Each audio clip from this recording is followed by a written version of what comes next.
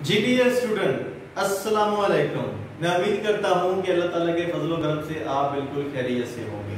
तो आज केमिस्ट्री का जो मैं टॉपिक स्टार्ट करने जा रहा हूँ वो है क्लास 10th सब्जेक्ट केमिस्ट्री का चैप्टर 10th। टॉपिक है 10.1.4 एंड 10.1.5 यानी कि chemical properties of acid and bases. Acid और बेस की केमिकल प्रॉपर्टीज।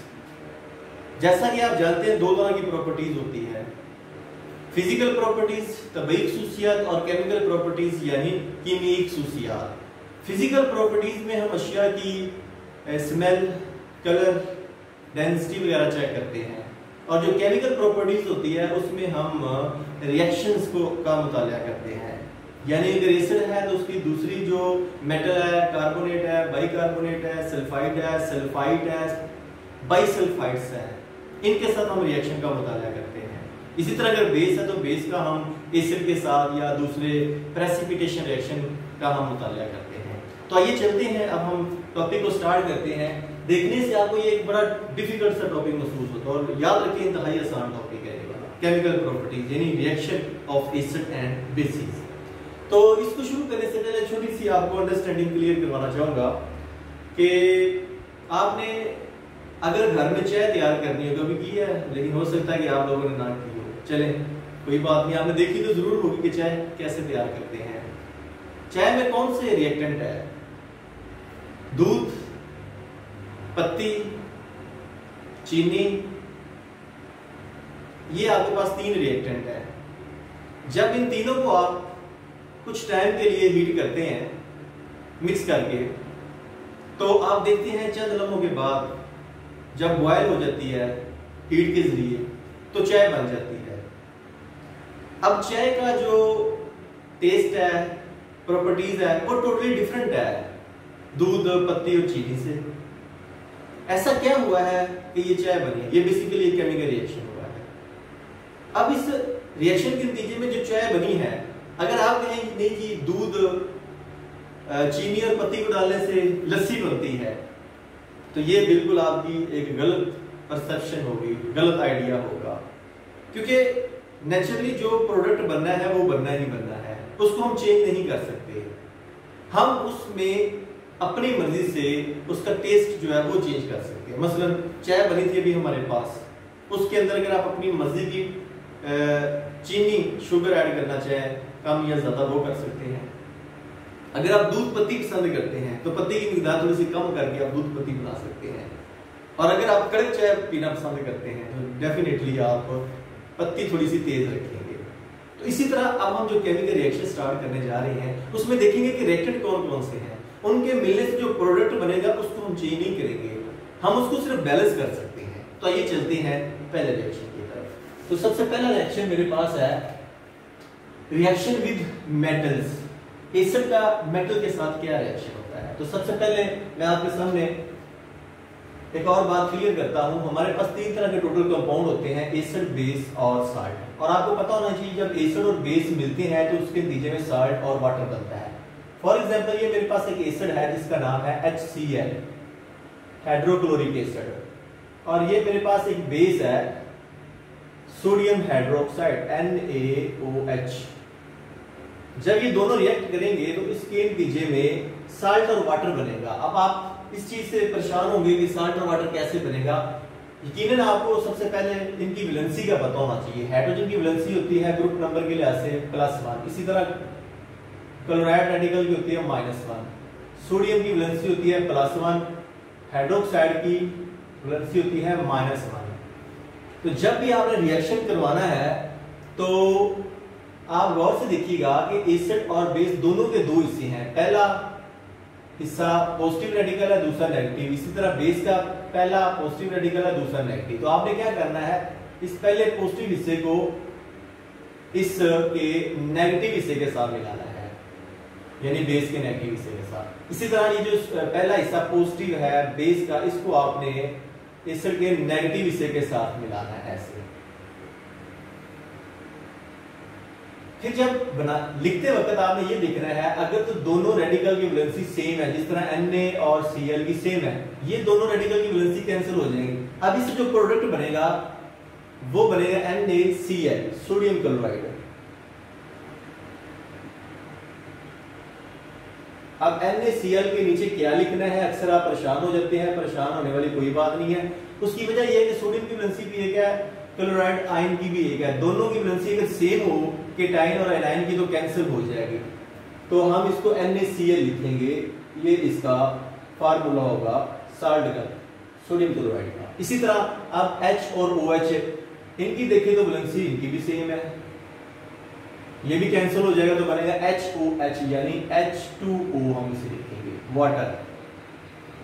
इस तरीके से आपने देखा आपके पास साल्ट और वाटर का। ये जो अभी हम रिएक्शन करने जा रहे हैं वो भी हम इसी तरीके से करेंगे, इंतहाई सिंपल वे से हम करेंगे।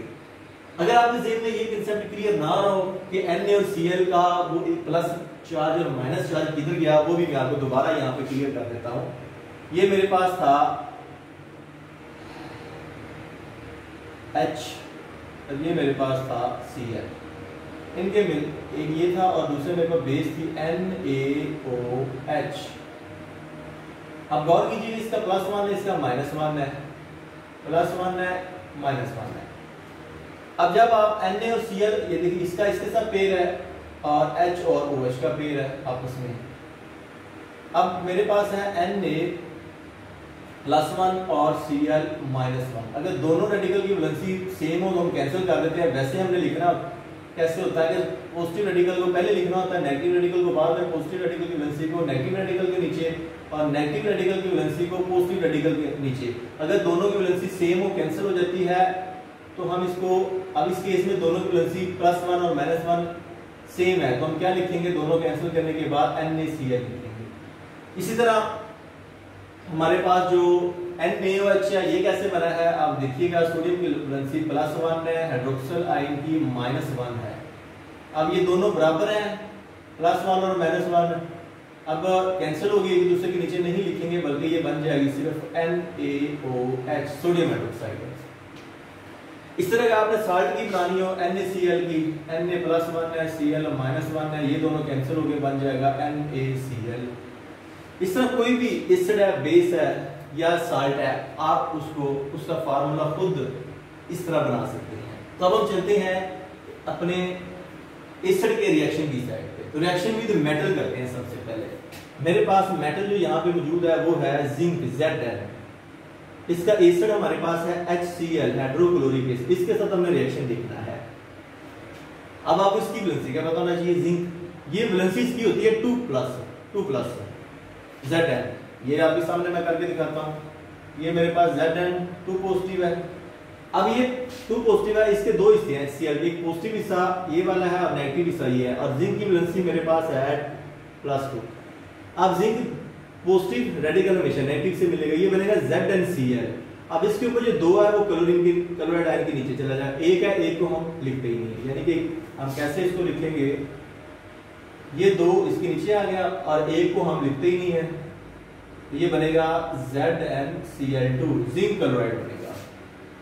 जो प्रोडक्ट बनेगा मेटल के एसिड के साथ रिएक्शन से वो है जिंक क्लोराइड प्लस। अब ये H है, अब अकेला H आयन एग्जिस्ट नहीं करता, दो एटम मिलकर आपस में ये मॉलिक्यूल बनाएंगे, H2 बन जाएगा और ये गैस की शक्ल में यहां से गैस निकल जाएगी। तो ये है जो हमारा रिएक्शन विद मेटल। और भी हम ले सकते हैं, एल्यूमिनियम मेटल यहाँ पे ले सकते हैं, मैग्नीशियम मेटल ले सकते हैं, कोई भी ले सकते हैं। इसी तरह हमने रिएक्शन को करना है। सेकंड हम करते हैं reaction with carbonate and bicarbonate.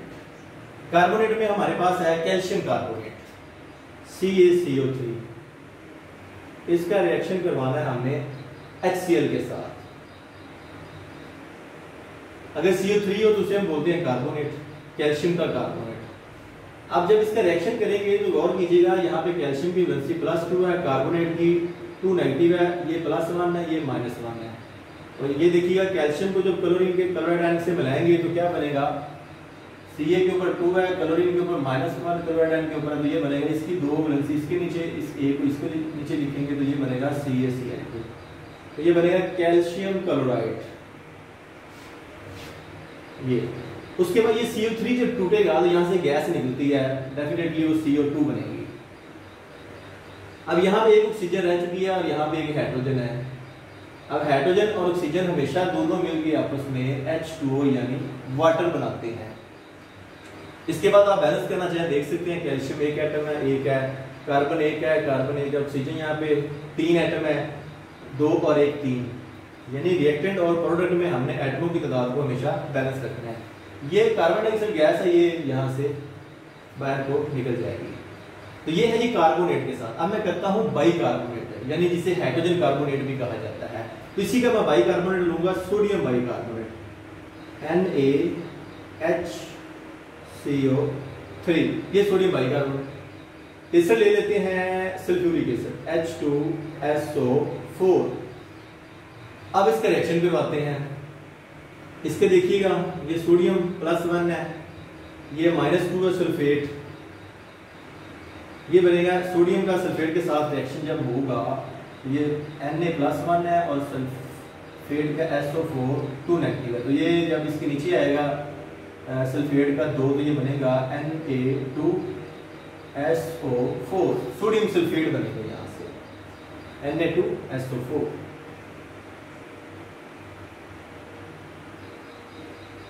उसके साथ देखिएगा और क्या बनेगा, ये CO3 टूटेगा तो कार्बन डाइऑक्साइड बनेगा CO2 प्लस। अब यहां से एक ऑक्सीजन रहेगी, ये इस हाइड्रोजन से मिलेगी तो H2O वाटर बनेगा, H2O वाटर बनेगा। अब इसको बैलेंस कर लेते हैं। यहां पे अगर हम देखें तो हाइड्रोजन एक साइड से शुरू हो जाए ऑटोमेटिकली, डेफिनेटली ये बैलेंस होना शुरू हो जाएगी। सोडियम 1 है, इधर सोडियम 2 है, तो मैं क्या करूंगा, यहाँ पे बैलेंस करने के लिए 2 लगाऊंगा। सोडियम बैलेंस हो चुकी है। उसके बाद कार्बन देखिए, अब हाइड्रोजन यहाँ पे 2 और 2 4 हाइड्रोजन है, इधर हाइड्रोजन है 2, तो किस डिजिट से मल्टीप्लाई करें तो 4 हो जाए, वो मेरे पास है 2, यहाँ पे 2 लगा दूंगा। ये हाइड्रोजन बैलेंस। उसके बाद कार्बन की तरफ आए, कार्बन के शुरू में 2 है। अब ये मत सोचिएगा CO3 के नीचे 3 है, ये 3 ऑक्सीजन का है। कार्बन बेसिकली तो 1 था, जब इसके शुरू में हमने बैलेंस करने के लिए 2 लगाया तो कार्बन के एटम भी 2 हो चुके हैं। यहाँ कार्बन का एटम 1 है, तो मैं क्या करूंगा, यहाँ पे भी 2 लगा दूंगा। अब आप चेक करें, रिएक्टेंट और प्रोडक्ट में एटम की तादाद बराबर है। अब ये एक बैलेंस इक्वेशन है। बैलेंस करने के बाद ये जस्ट मैंने जो आपको चार्जेस शो किए हैं, ये समझाने के लिए शो किए हैं। आपने एक पेपर के अंदर ये चार्जेस शो नहीं करवाने, आपने जस्ट रिएक्टेंट और प्रोडक्ट, यानी कि ये आप मुसावा देख रहे हैं, रिएक्शन देख रहे हैं, इसको आप अगर मैं यहाँ से इसके चार्जेस अरेज कर दूँ, अब आपके पास बिल्कुल क्लियर मुसावात आपको नजर आ रही है। सेम ये देख लीजिए, आप इसको भी आपने अरेज कर देना है। इसी तरह ये जो आपने जहाँ जहाँ भी आपने चार्जेस लगाए हैं उनको आपने खत्म कर देना है। कार्बोनेट और बाइकार्बोनेट के साथ हो गया। अब है रिएक्शन विद बेसिस, एसिड का बेस के साथ। बेस हमारे पास जो यहाँ पे मौजूद है वो है सोडियम हाइड्रोक्साइड, हम जो यूज करते हैं NaOH।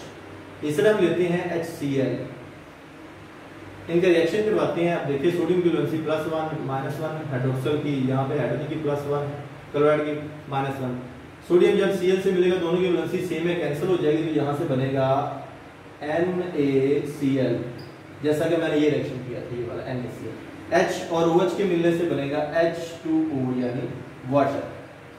बहुत सिंपल रिएक्शन आपके सामने है। यहाँ पे कोई और भी आप बेस ले सकते हैं, जरूरी नहीं है कि OH वाले ही बेस। यहाँ कॉपर ऑक्साइड ले लें आप, CuO, इसमें इसे डाल दें आप, सल्फ्यूरिक एसिड डाल दें H2SO4। यहाँ से क्या बनेगा, कॉपर ये पॉजिटिव है, 2 प्लस चार्ज होता है, सल्फेट SO4 2 नेगेटिव है, दोनों के चार्जेस सेम है, चार्जेस कैंसिल हो जाएंगे तो ये बनेगा CuSO4 यानी कि कॉपर सल्फेट प्लस यहाँ पे हाइड्रोजन और ऑक्सीजन, ये दोनों मिलके H2O बना देंगे, हाइड्रोजन और ऑक्सीजन। दोबारा फिर देख लीजिए, कॉपर की वैलेंसी होती है +2, सल्फेट की होती है 2 नेगेटिव, ये दोनों बराबर हैं, एक दूसरे के नीचे नहीं आएंगी, कैंसिल हो जाएंगी, जिसके नतीजे में बनेगा, वैसे तो हमने अगर बराबर ना होती तो पॉजिटिव रेडिकल की वैलेंसी नेगेटिव रेडिकल के नीचे और नेगेटिव की वैलेंसी पॉजिटिव के नीचे, ये बन जाएगा हमारे पास CuSO4। ये अभी मैंने बनवा दी यहाँ पे, ये लिखा है। उसके बाद हम नेक्स्ट चलते हैं, ये कॉपर सल्फेट है। अब ये वाटर कैसे बना, ये H है और ये O है, ये हाइड्रोजन है, आपको पता है प्लस होती है कि इसके 2 एटम है, लिहाजा ये पहली मॉलिक्यूलर फॉर्म में डायरेक्ट H आप लिख सकते हैं H2O। वैसे अगर बनाना चाहें आपको पता है कि हाइड्रोजन पे +1 होता है, ऑक्सीजन पे -2 होता है, तो ये 2 जब इस हाइड्रोजन के नीचे आएगा तो H2O बनेगा, ये वाटर है। उसके बाद है जी सल्फाइड और बाइसल्फाइड के साथ रिएक्शन। SO3 को हम कहते हैं सल्फाइड और HSO3 को हम कहते हैं बाइसल्फाइड। कैल्शियम सल्फाइड लेते हैं हम CaS, पहले हम सल्फाइड के साथ करते हैं SO3, ये है जी कैल्शियम सल्फाइड। अब इसका रिएक्शन करवाते हैं HCl के साथ, क्योंकि हम पढ़ रहे हैं एसिड के रिएक्शन। अब यहाँ पे देखें कैल्शियम क्लोरीन से मिलेगा क्लोराइड आयन के साथ, तो कैल्शियम क्लोराइड Ca। अब आपको समझ आ चुकी होगी कि मैंने क्यों यहाँ पे 2 लिखा है। कैल्शियम की वैलेंसी 2 होती है, इसकी 1 होती है, तो इसकी वैलेंसी Cl के नीचे तो Cl2 बना। उसके बाद SO3 में से कौन सी गैस निकलेगी, जिस तरह CO3 से CO2 निकली थी, इस तरह SO3 से SO2 सल्फर डाइऑक्साइड गैस बनेगी। उसके बाद यहाँ से एक ऑक्सीजन और एक हाइड्रोजन जब दोनों मिलेंगे तो हमेशा याद रखिएगा हाइड्रोजन ऑक्सीजन के मिलने से वाटर बनता है। ये आपके सामने रिएक्शन में सल्फाइड आ चुका है। अब इसको आप बैलेंस कर सकते हैं, चेक कर सकते हैं कहीं पे एटम की तादाद बराबर है या ना बराबर तो बराबर। कैल्शियम 1-1 है, सल्फर 1-1 है, ऑक्सीजन यहाँ पे 3 है, यहाँ पे ऑक्सीजन 2 और 1 3 है, हाइड्रोजन यहाँ पे 1 है, यहाँ पे हाइड्रोजन 2 है, तो हमें क्या करना पड़ेगा, यहाँ पे 2 लगाना पड़ेगा।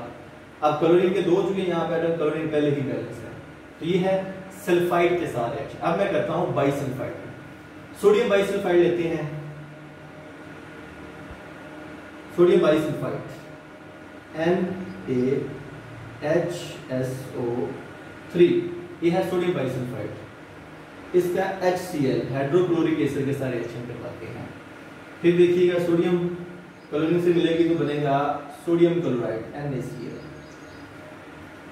यहाँ पे SO3 जब ब्रेक होगी तो उसके नीचे में गैस जो बनेगी वो SO2 होगी। यहाँ पे ऑक्सीजन है, ये हाइड्रोजन मिलकर क्या बनाएंगे H2O, ये आपके सामने बन गया।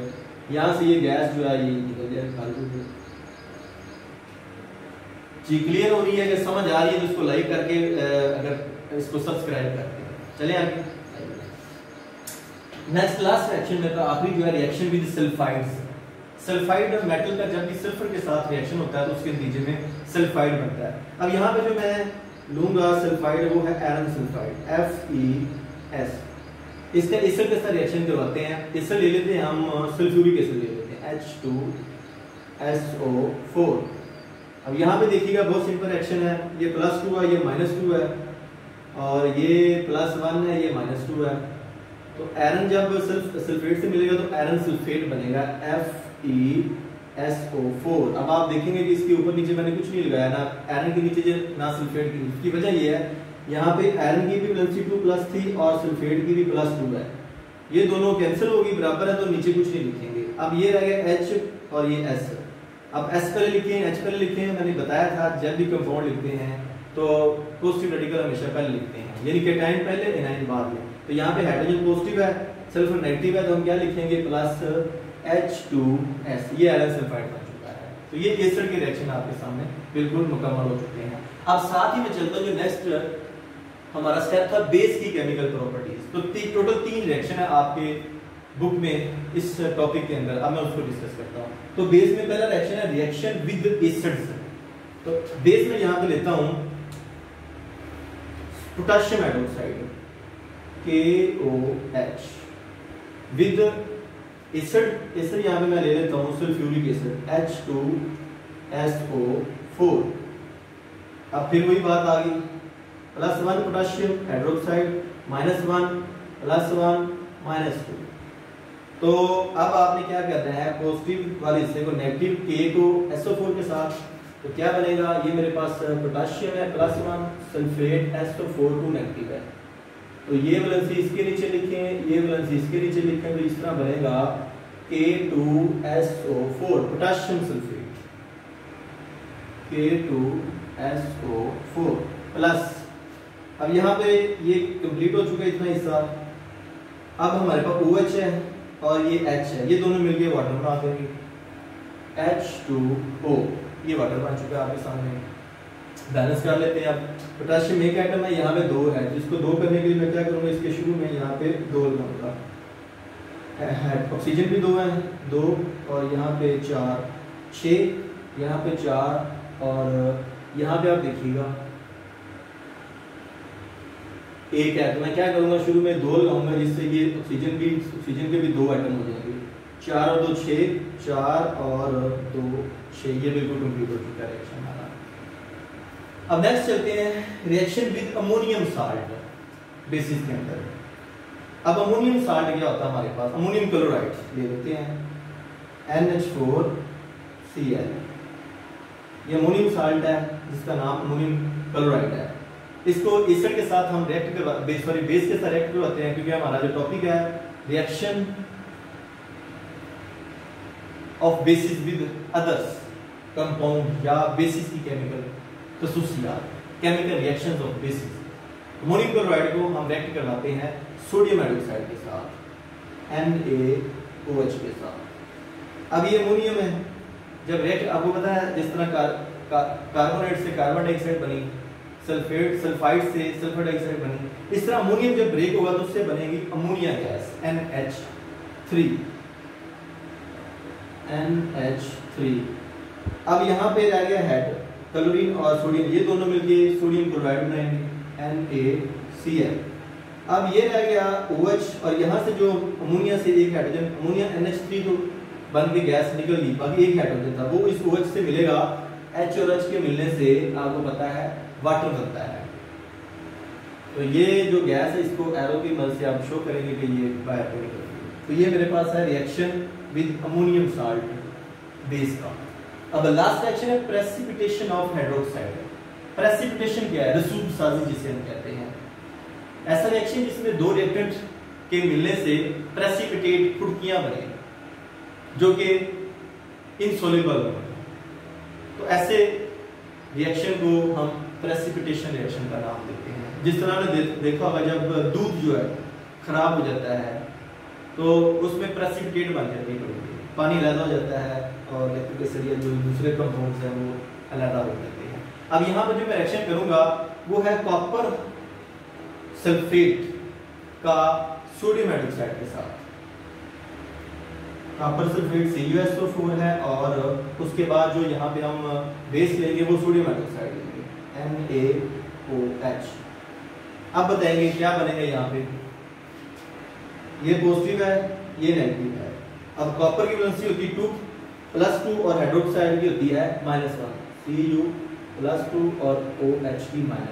अब ये जब इसके नीचे जाएगी तो क्या बनेगा, गौर से देखिएगा, CuOH ट्वाइस, ये बनेगा कॉपर हाइड्रोक्साइड। प्लस इसके साथ क्या बनेगा, ये सोडियम है, ये सल्फेट है। सोडियम की वैलेंसी हमारे पास होती है +1, सल्फेट की होती है SO4 2 नेगेटिव। तो जब मिलेगा तो ये बन जाएगा Na के नीचे या सल्फेट का 2 आएगा और सल्फेट के नीचे कुछ नहीं है क्योंकि ये एक है Na2SO4 सोडियम सल्फेट। ये हमारे पास दूसरा प्रोडक्ट बना है।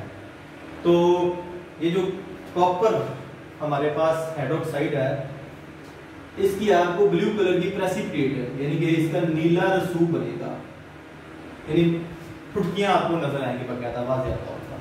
तो ये 3 रिएक्शन थे आपके सिलेबस में बेसिस के जो हमने डिस्कस किए हैं। तो मैं उम्मीद करूंगा कि आपको इन केमिकल रिएक्शंस की बिल्कुल क्लियर समझ आ चुकी होगी।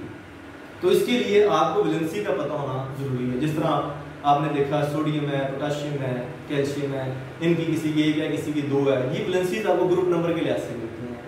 वो मैंने पिछले लेक्चर में ग्रुप नंबर के लिहाज से वैलेंसी के आइडिया को क्लियर किया, उन्हीं को यूज करते हुए मैंने आपके सामने ये रिएक्टेंट से प्रोडक्ट बनाया और उनको बैलेंस किया है।